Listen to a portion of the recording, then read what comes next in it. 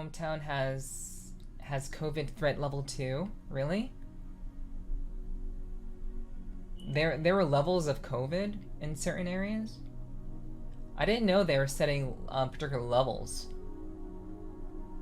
with regards to COVID. I've never heard of any sort of, delegation on that.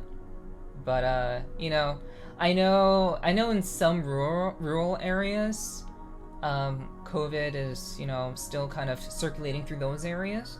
But the fact of the matter is, the vaccines have been available for since what, February of this year. Vaccines have been available, and I personally even waited I waited a couple of months. I waited till I think May it was, to get my vaccine, because I wanted to make sure that all the old people in the area, like all the people who were actually vulnerable, I wanted to make sure that they had enough time to get their vaccine. So I even waited a couple of months before I got mine. But again, at the end of the day, people who are under the age of like 30, and actually anyone who's under the age of 65 is at a very low risk of dying from COVID. And if they have the vaccine, they are less likely to be hospitalized and even less likely to die. So basically, if anyone in your town or your area, Darth, is worried about COVID, you should just tell them to get the vaccine. And if they don't want to get the vaccine, that's cool. It's totally cool. I'm pro-vaccine, and I'm generally against vaccine mandates. I don't think people should be mandated to get something that they don't want. I think people should be able to make their own decisions. My mother, actually, I will say, my mother hasn't gotten the vaccine. And my mom is coming up on, I think, 60. I think she will be 60 this year, actually, or 59. And she hasn't gotten the vaccine because she doesn't feel confident in it. And she's not the only one. Like, there are a number of people who just have had their confidence in the vaccine reduced. I would say largely because of the Johnson & Johnson scare, which was complete bullshit. The fact that they cut down Johnson & Johnson's vaccine circulation just because of three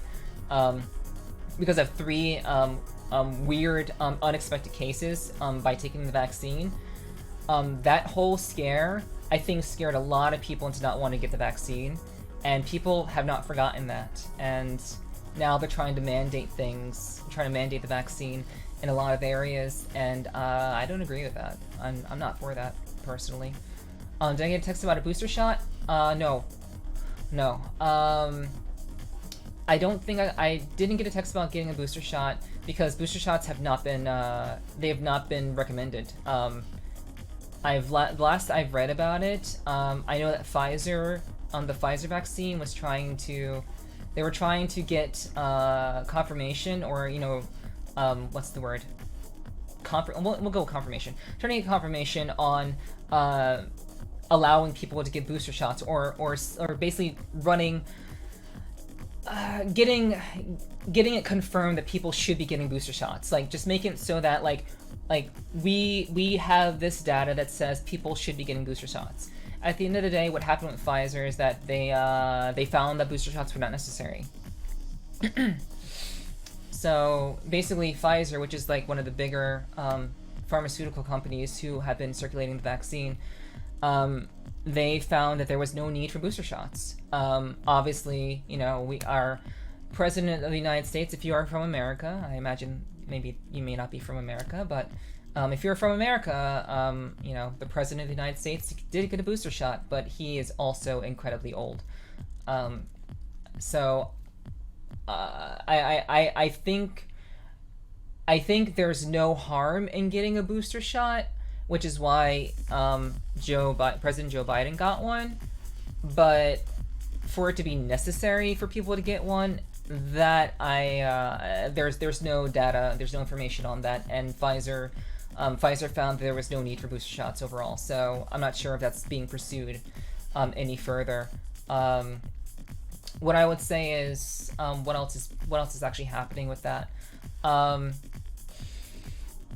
I forget which pharmaceutical company is actually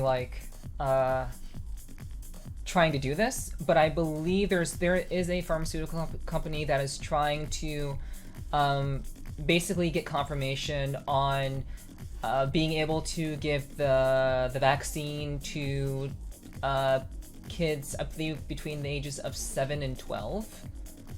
I believe that's the age group.